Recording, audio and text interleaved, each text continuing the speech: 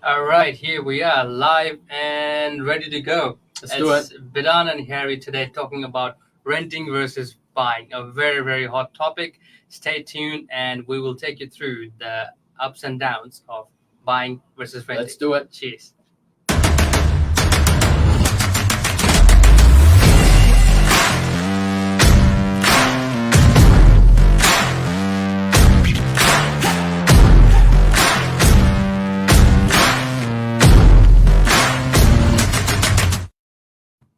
All right, here we are. How are you, Harry?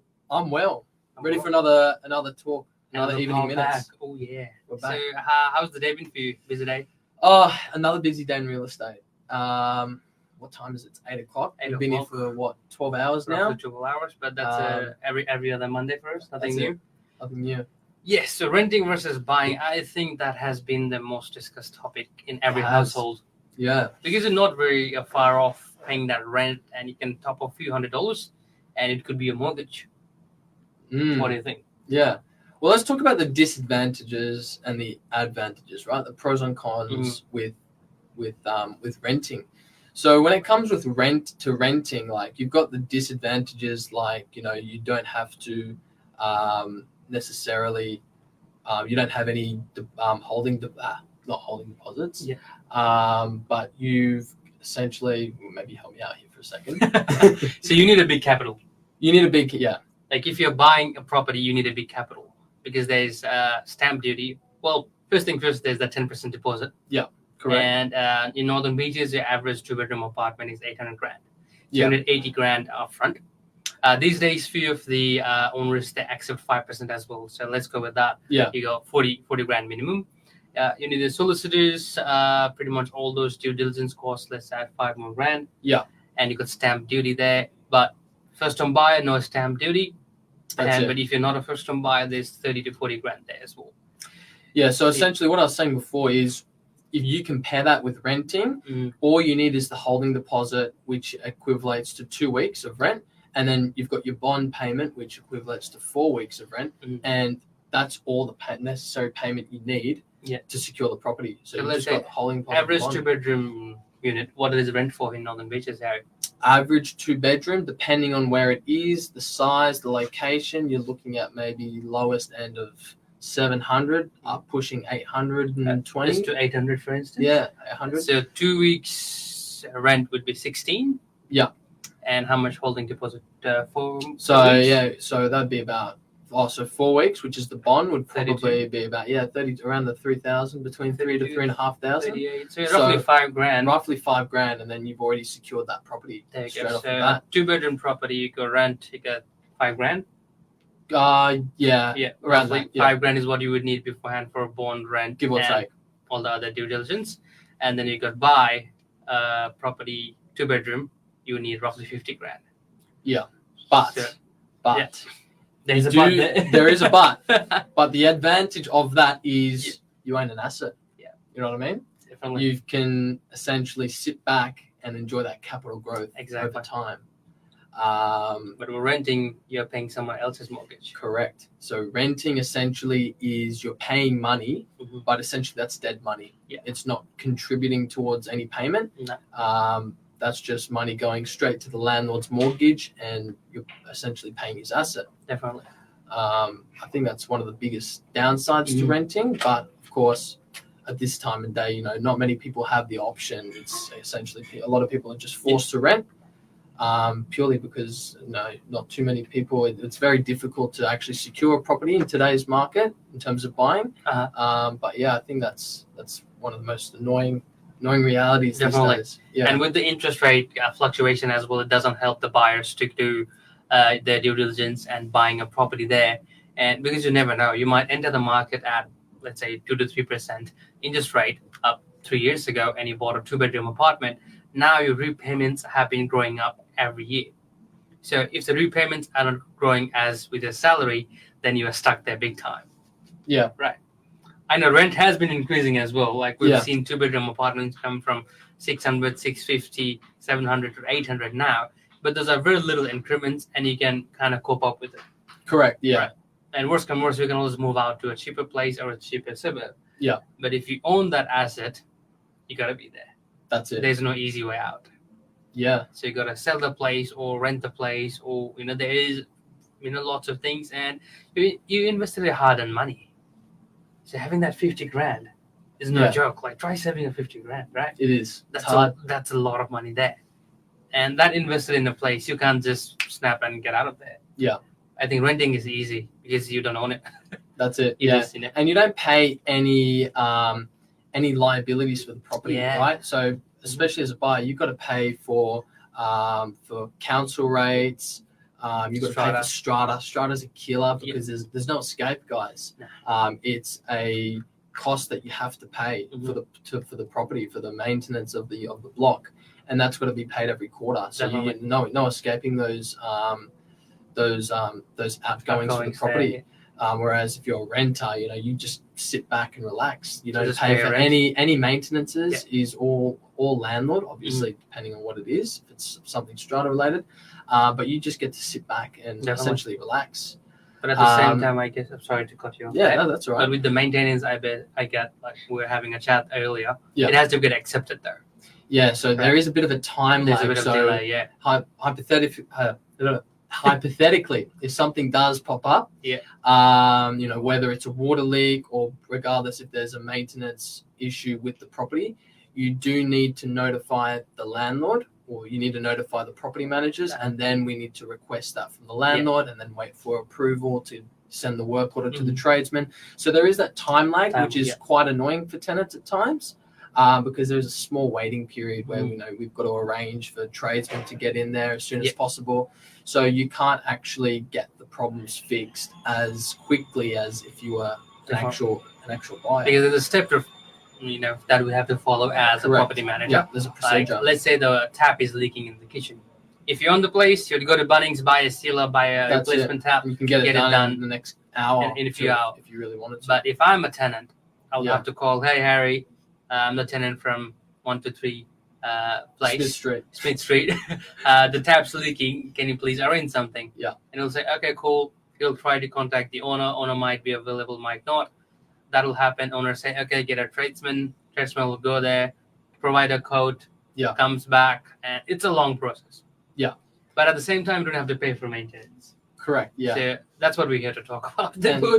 And also another downside with renting is that I think a lot of the times, coming from a property manager, I would say that a lot of tenants like a little bit of privacy. Yes. Because once every 6 to 9 months, we've got to do inspections, and we've got to liaise with tenants, and we've got to arrange and do a quick rundown video, and we've got to make sure that the property is always up to standard. It's in good condition.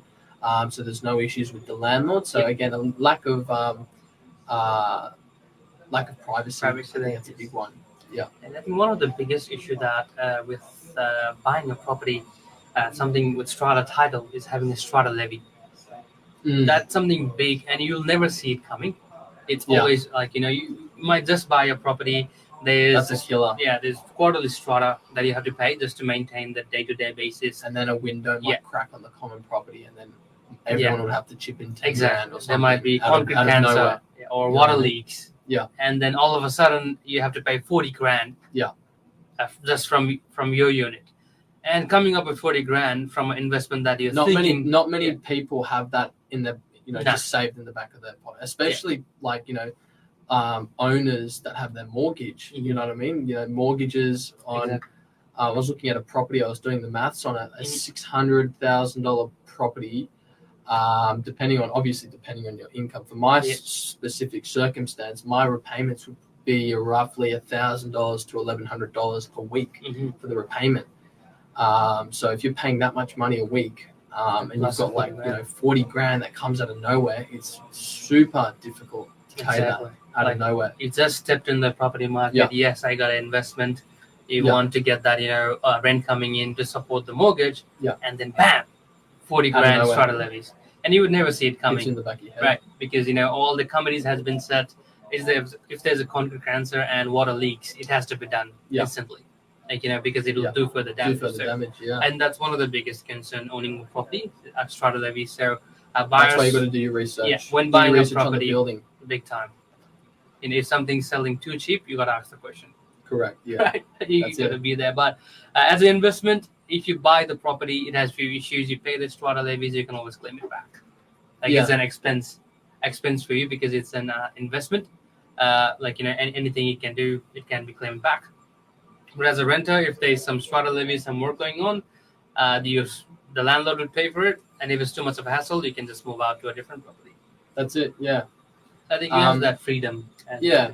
Well, I think also with buyers, because it's super difficult in today's market for both parties, I would argue actually, if for whatever reason, like coming back to this levy that you're not able to make the mortgage repayments, and you're forced to sell the property, you might be, and it's very unlikely, it's very uncommon, but you might actually be selling the property at a loss, Yes. which is at a deficit, which is a huge disappointment because you saved up the holding deposit, you got your pre-approvals from the bank, you've got all the necessary, you worked so hard to secure the property, Exactly. and you're paying it off slowly over time, and then boom, a levy hits you out of nowhere, 30-40 grand, depending on what it is, and then you're forced to sell it, and it might be, depending on the market, if it's a booming market or whatever market it is, you might actually have to sell the property at a loss, which is a huge disappointment.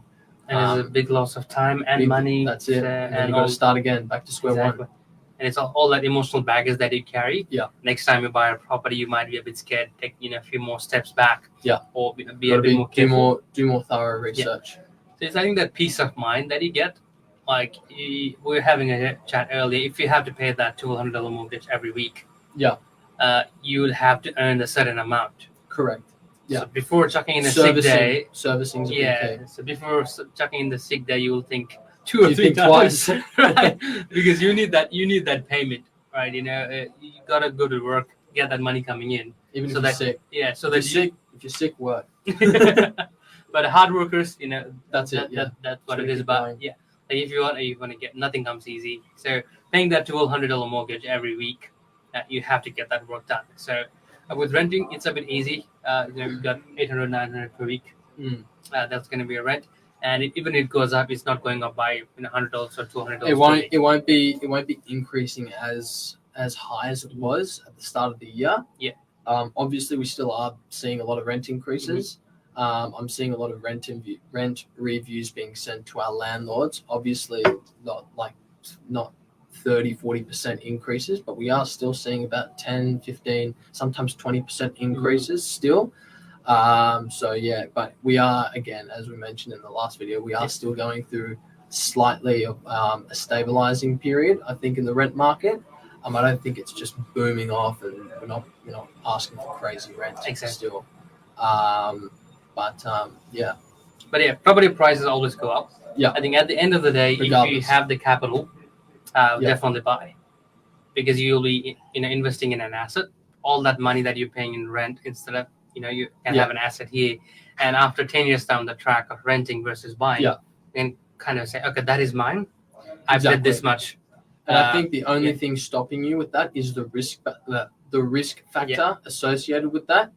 I think that's the only thing that will that people will look at and assess and say, hey, look, I'd like to buy that, but okay, I've got to take into consideration levies. I've got to take into consideration interest rates and all of these pros and cons. But at the end of the day, if you're willing to work hard for it and take the risk, I think it's incredibly rewarding. Yeah, very rewarding. If you look at a longer run, 10 years timeline, I think having that property there, because every week you're paying that mortgage, 10 years down the line, you'll have enough equity there. Yeah. So after 10 years, 100%. You might say, okay, let's say you have 400 grand equity out of that property. You might have saved 50 more grand on the side. Correct. That could be a thing for a second or a third investment property. And I think that's very common. I think it's more common than uncommon for that to happen to you, especially properties on the northern beaches. I don't think, well, obviously I'm not a sales agent, but from listening to sales agents and what's going on around the office, I think it'd be very unlikely for you to sell, for you to make a loss on a property.